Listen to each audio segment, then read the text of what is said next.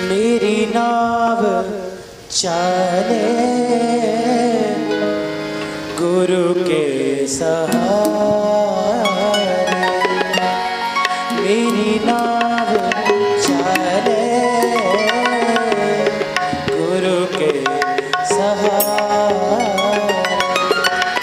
हम सतगुरु जी के, गुरु जी हमारे, हम सतगुरु जी के, गुरु जी हमारे। मेरी नाव चले गुरु के सहारे, मेरी नाव चले गुरु के सहारे। ओ मेरी नाव चले गुरु के सहारे, मेरी नाव चले गुरु के सहारे।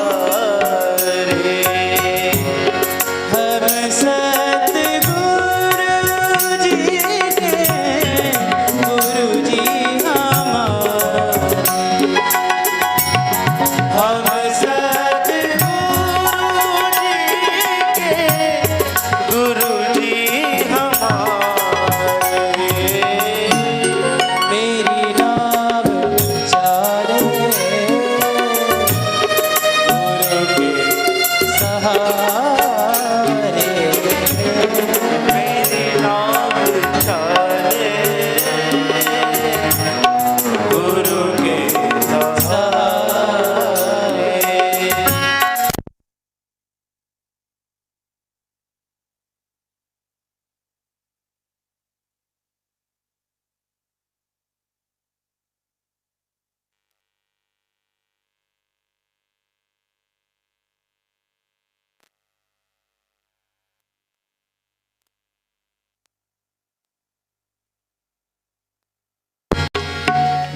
वह दिन कैसा आएगा, गुरु पकड़ेंगे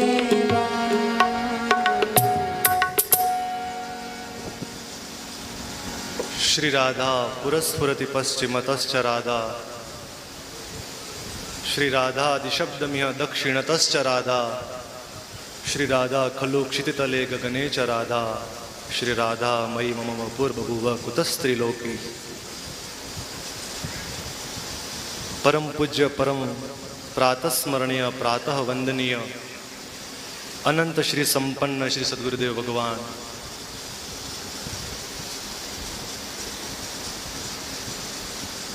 पूज्य महाराज श्री, जिनका यह मेरी दृष्टता होगी कि नामोच्चारण कर रहा हूं, पर आप सभी को आप उनके नाम से परिचित हो। डॉक्टर श्री श्याम सुंदर पाराशर जी महाराज जी के चरणों में व्यासपीठ से दंडवत प्रणाम करता हूं।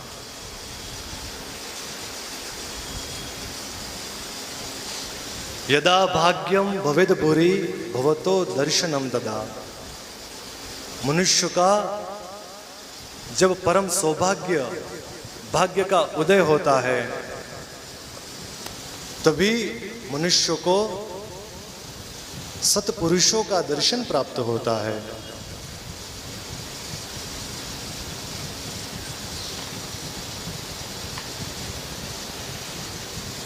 भगवान श्री कृष्ण श्रुतदेव ब्राह्मण से ऐसा कहते हैं, देवा क्षेत्राणि तीर्थानि दर्शन स्पर्शनार्चने ही शनै पुनंत काले न तदप्यर्हत्यमेक्षया। कि देवता क्षेत्र पुण्य क्षेत्र वह तो वहां जाने के पश्चात पवित्र करते हैं, अपितु जीव मात्र को भगवान के परम रसिक ऐसे सत्पुरुषों का, सज्जन पुरुषों का, सत महात्माओं का दर्शन हो जाए तो उनके दर्शन मात्र से तो कहना ही क्या है। लाडली जू जिस पर प्रसन्न करती है उसको तो कथा देती ही है, पर अपितु श्री श्यामा जो जिन पर अधिक प्रसन्न होती है वह किसी सदगुरुदेव से मिला देती है कि जिनकी कृपा दृष्टि हम जैसे सांसारिक मूढ़ व्यक्तियों लोगों पर पड़ने से ही हमारा कल्याण तुरंत हो जाता है। व्यासपीठ से पुनः महाराज जी को मैं वंदन करता हूं और एक परिचय आप सबको दे दूं। पूज्य महाराज श्री का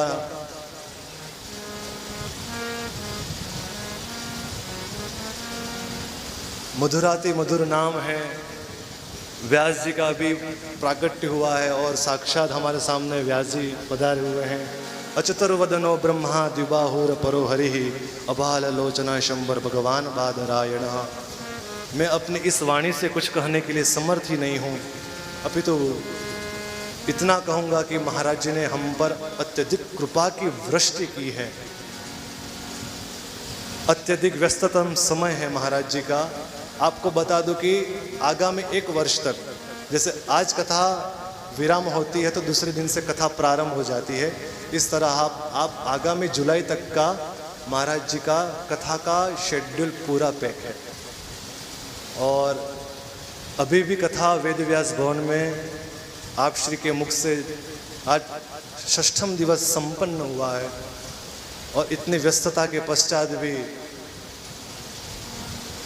जिसे राम ही केवल प्रेम प्यारा जान लेव जो जान निहारा। राम जी को जैसा प्रेम है अपने भक्तों पर, उसी प्रकार प्रेम के वशीभूत होकर के ही और हम पर प्रेम बरसा कर ही महाराज जी ने यहाँ पधार कर हम पर विशेष अनुग्रह किया है। जितने भी भारतवर्ष में कथाकार है, ऐसा कोई वक्ता नहीं होगा जो महाराज जी की कथा को सुन करके भागवत की कथा करता हो। ऐसी सुमधुर शैली कि मूड से भी मूड व्यक्ति भी अगर वहाँ बैठा हुआ हो तो वो एक क्षण में अपने को रोक नहीं पाएगा। और प्रायश जितने भी वक्ता है महाराज जी आपकी कथा मैंने प्रायश जिनको भी सुना है आपकी ही शैली है और आपको ही हृदय से सब कुछ सर्वस्व मानते हैं। इसलिए अधिक न बोलते हुए मैं पुनः गुरु जी के चरणों में दंडवत प्रणाम करते हुए यह प्रार्थना करूंगा कि आपकी मधुर वाणी के द्वारा हम पापी जीवात्माओं का और जितने भी श्रद्धालु हैं कृपा करके आप अपनी सुमधुर वाणी के द्वारा हमको आप्लावित करें।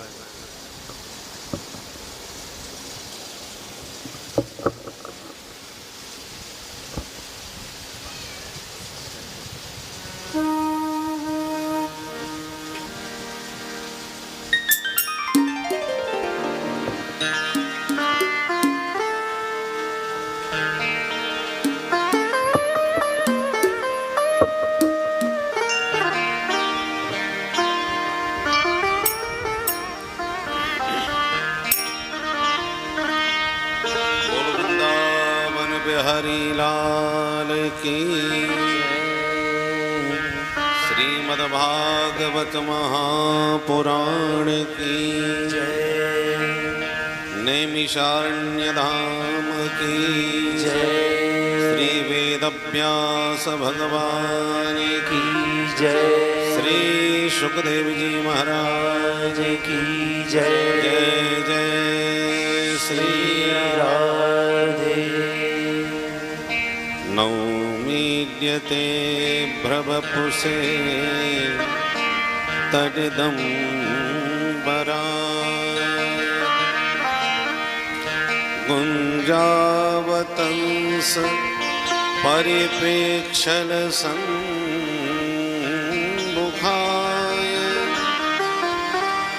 वन्यस्रजे कवलवेत्र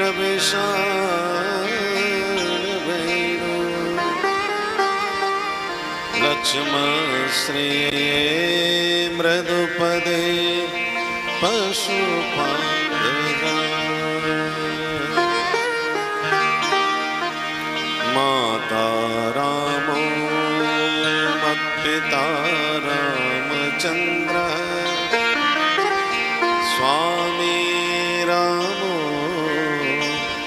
मत्सखा रामचन्द्रः सर्वस्वं मे रामचन्द्रो दयालुः नान्यं जाने नैव जाने न जाने। भक्त भक्ति भगवंत गुरु चतुर्नाम बपुए इनके पद बंदन किए ना सहे वेद अनेक।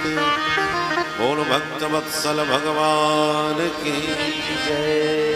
जय सिया राम जय जय सिया राम जय सिया राम जय जय सिया राम जय सिया राम जय जय सिया राम जय सिया राम जय जय सिया राम जय सिया राम जय जय सिया राम जय सिया राम जय जय सिया राम जय सिया राम जय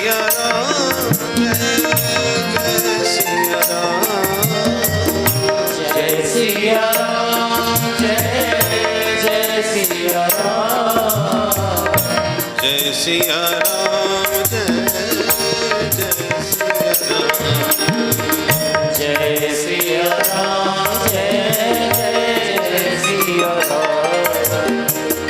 जय सिया राम जय जय सिया राम जय सिया राम जय जय सिया राम जय जय सिया राम जय जय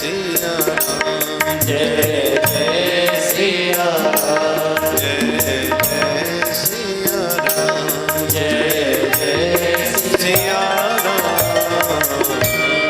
श्री सीताराम जी महाराज की जय। व्यासपीठ पर विराजमान आचार्य प्रवर इस परम पुण्य नैमिष की पवित्र भूमि पर पधारे हुए समस्त भगवत चरणानुरागी बंधुओं एवं भक्तिमती माताओं, आप बड़भागी हैं जो इस चक्र तीर्थ में नैमिष की पुण्य भूमि में, जहाँ पर चक्रवर्ती सम्राट महाराज मनु समस्त अपनी सत्ता का परित्याग करके राजभवनों को छोड़कर इस अरण्य में आकर के कठोर तप करते हुए अंत में सीताराम जी का साक्षात्कार प्राप्त किए। कथा तो भगवान की कहीं भी सुन लो, भगवान के विविध धाम हैं, परंतु तीर्थ वर नैमिष विख्याता। ये तीर्थ नहीं है, तीर्थ वर, तीर्थों में परम श्रेष्ठ है और सब प्रकार के मनोरथों की सिद्धि करने वाला है। मनु शत्रुपा जी को भवन में रहते विषय भोग करते बुढ़ापा आ गया, पर हो इन विषय विराग भवन बसत भा चौथपन हृदय बहुत दुख नाग। बड़ा दुख हुआ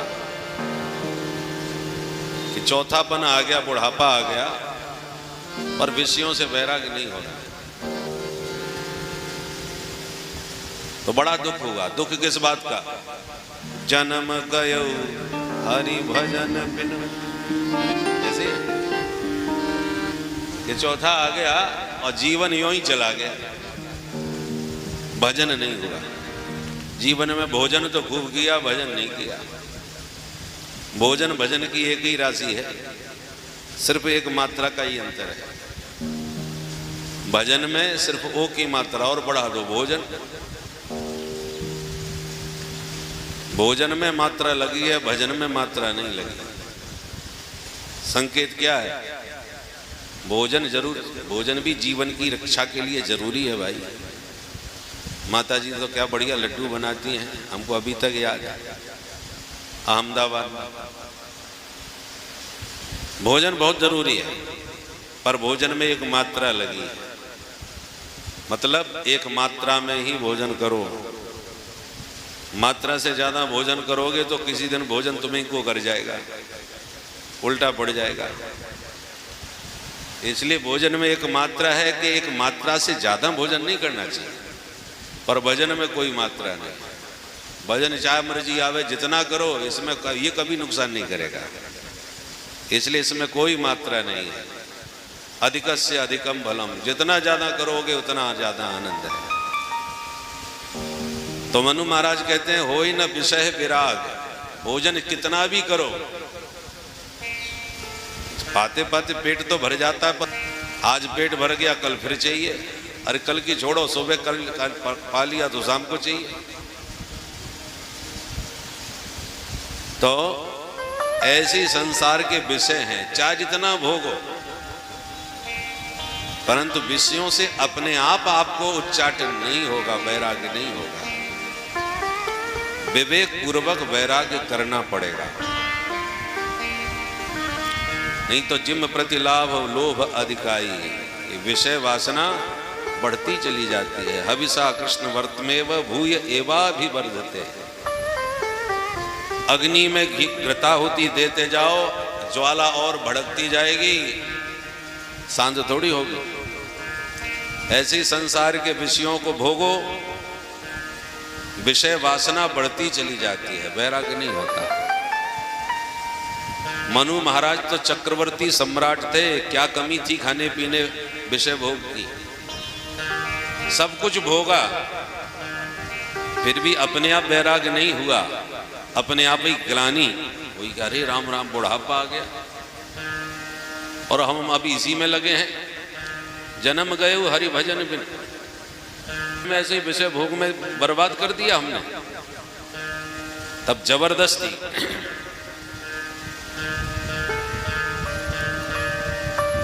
जबरदस्ती अपने बेटे को सत्ता सौंप करके सब कुछ त्याग करके इसी अरण्य में चले आए, नैमिषारण्य, धैनुमति तीरा, गोमती नदी के तट पर इसी जंगल में आकर के खूब भजन किया, पति पत्नी दोनों ने। और भजन का परिणाम ये हुआ कि साक्षात प्रभु प्रकट हो गए। मांगो वरदान, तो वरदान क्या मांगा? चाहो तुम्हें समान सुत। मन तो भगवान इतने सुंदर थे कि मन हुआ कि इनको बेटा बना लो, पर अनंत कोट ब्रह्मांडों का स्वामी खड़ा हो सामने और उसको तुम बेटा बनाने की बात करो तो डर तो लगता है भाई, बुरा ना मान जाए। अरे भगवान की बात छोड़ दो, हमारे देश का राजा भी हमारे सामने आके खड़ा हो जाए और क्या चाहिए, तो आपकी जल्दी हिम्मत नहीं पड़ेगी कि आप हमारे बेटा बन जाओ। हम आपके मैया बाप बनना चाहते हैं, कोई कहने की हिम्मत होगी? एक सामान्य राजा से कोई नहीं कह सकता, भगवान तो पूरे ब्रह्मांड के मालिक हैं। तो पहले कहा चाहो तुम ही, मैं तो तुमको चाहता हूं। भगवान बोले क्या? तो बेचारे घबरा गए, बुरा तो न लग गया। तो पहले तो कहा चाहो तुम्हें, परंतु जब डर लगा तो कहें समान सुत। आपको तो बेटा बनाने की हिम्मत नहीं पड़ रही, आप अपने जैसा किसी को बेटा बना के मुझे दे दो। तो भगवान को हंसी आ गया, आप सरिस कम खो जाऊं जाई, भाई हम जैसे तो हम ही हैं, हम अपने जैसा दूसरा कहां खोजते फिरेंगे। पहले तो कोई मिलने वाला नहीं, कोई मिल भी गया तो फिर उसे मनाना पड़ेगा कि उनके बेटा बन जाओ। इसलिए झंझट में हम नहीं पड़ते, हम स्वयं तुम्हारे बेटा बन के आ जाएंगे। परंतु मनु महाराज ने सिर्फ भगवान को मांगा था। भगवान बोले एक बात बताओ, बेटा तो हमें बना लोगे, फिर हमारी शादी किससे करोगे, हमारी बहू कहाँ ढूंढोगे? भाई हम जैसी हमारी बहू भी तो होनी चाहिए।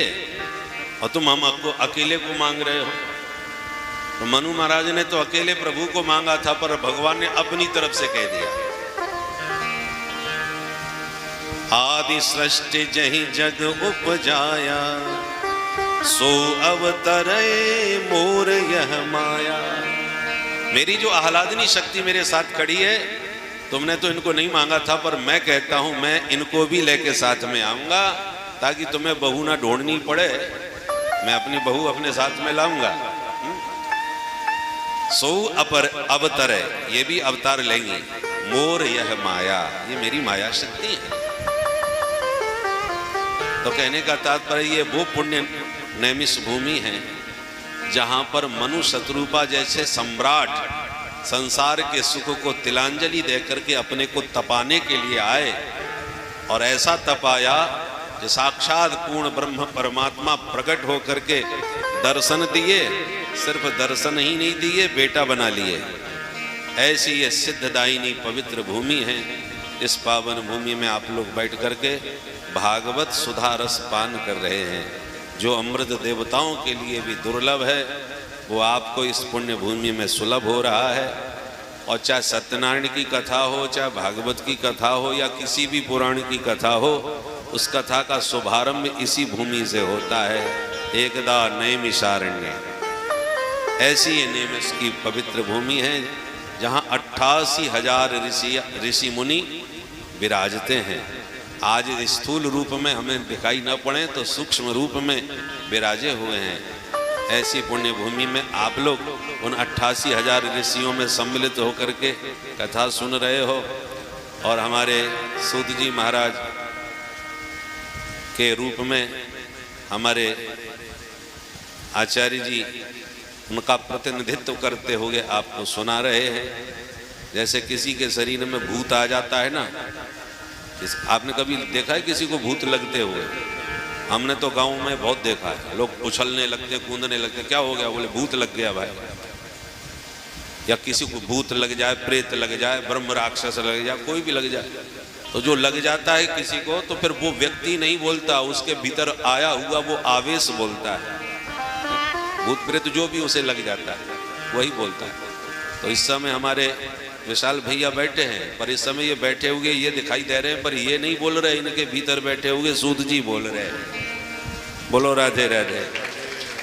तो सूत जी के प्रतिनिधित्व रूप में विशाल भैया विराजमान होकर के आपको दिव्य कथा सुना रहे हैं, और आप भी सौनकादि ऋषियों का प्रतिनिधित्व रूप में विराजमान होकर के सुन रहे हैं। आपकी सकल कामनाएं सिद्ध हों, मनोरथों की सिद्धि हो, ऐसी सद्भावना के साथ शुभ मंगल कामना करते हुए विशाल भैया को हम बहुत बहुत अनंत अनंत शुभकामनाएं देते हैं। एक बार हमें वृंदावन में भी थोड़ा सा झलक सुनने को मिली थी, आज यहाँ भी मिल गई। भाई कथा का गंगा यमुना सरस्वती तीनों से संबंध है। कैसे? सरस्वती के नदी तट पर, सरस्वती के तट पर ब्रह्मा जी ने कथा लिखी, ब्रह्म नद्याम सरस्वत्याम आश्रम पश्चिमे तटे। कथा तो सरस्वती के तट पर लिखी, और कथा किसकी लिखी? जमुना तट के कृष्ण कन्हैया की सुंदर लीलाओं की। जमुना तट, कालिंदी तट बिहारी की कथा लिखी गई भागवत में। और कहीं कहाँ? बोले गंगा तट पर सुखदेव जी के माध्यम से परीक्षित को सुनाई गई।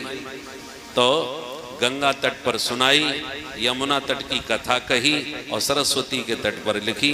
इसलिए गंगा यमुना सरस्वती तीनों से संबंध हमारे श्रीमद् भागवत महापुराण का है। और ऐसी ये पावन, और तीनों की चर्चा विस्तार से है, भक्ति ज्ञान और वैराग। भक्ति ज्ञान वैराग तीनों की त्रिवेणी का संगम भी इसमें विस्तार पूर्वक वर्णन किया गया है। महात्मा में आपने सुना ही होगा, नारद जी ने इसी भागवत को सुना करके खिन्न बैठी, उदास बैठी भक्ति को ज्ञान वैराग से युक्त करके स्वस्थ कर दिया। तो हमारे जीवन के भी भक्ति ज्ञान वैरागी की त्रिवेणी हमारे हृदय में पुष्ट हो, ऐसी भावना के साथ व्यासपीठ को प्रणाम, वाणी को विराम। बोल भक्त वत्सल भगवान की जय। बहुत बहुत धन्यवाद।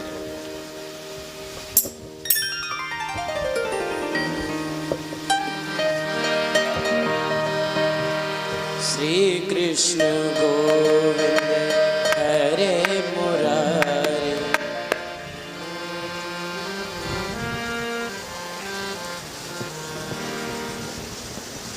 सहजशील आशय उदार अति धीरज सहित विवेकी। न तो हमारा इतना सामर्थ्य है कि हम पूज्यपाद आप श्री को यहाँ पर आमंत्रण दे सके, अभी तो यह ठाकुर जी की विशेष कृपा और आपका हम सभी भक्तों पर विशेष प्रेम, आपकी सुमधुर वाणी के द्वारा आपने हम सबको आप्लावित किया। सभी भक्तों के हृदय में विराजमान श्री ठाकुर जी को दंडवत प्रणाम करते हुए मैं यह आभार जीवन भर कभी विस्मरण नहीं कर पाऊंगा। जिस प्रकार मनु और शत्रुपा ने प्रभु को ही पुत्र रूप में मांगा, इसी स्थान में इसी नैमिषारण्य में मैं भी आपसे यही मांगूंगा कि जब जब भी अनुकूलता हो आपकी कृपा दृष्टि हम सब पर अनुग्रह की वृष्टि बारंबार करिएगा।